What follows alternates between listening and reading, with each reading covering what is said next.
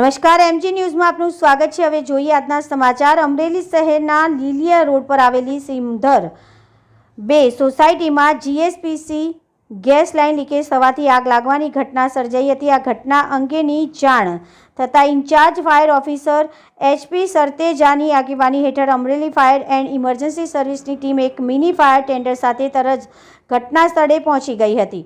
ટીમે ઝડપભેર કાર્યવાહી કરી પાણીનો મારો ચલાવી સુમધીરીંગ પદ્ધતિથી આગ પર સંપૂર્ણ કાબૂ મેળવી લીધો હતો। સદભાગ્યે આ ઘટનામાં કોઈ જાનહાનિ કે ઈજા નોંધાઈ નથી। અમરેલી ફાયર ટીમની સતર્કતા અને તાત્કાલિક કાર્યવાહીથી મોટો અનર્થ ટળ્યો છે, પરંતુ સતત 2 દિવસમાં ગેસ લાઇન લીકેજથી બનેલી આગની ઘટનાઓ જીએસપીસી ગેસ કંપનીની સલામતી વ્યવસ્થા અંગે અનેક પ્રશ્નો ઊભા થાય છે, જ્યારે જવાબદાર અધિકારીઓ મૌન ધારણ કરીને બેઠા છે।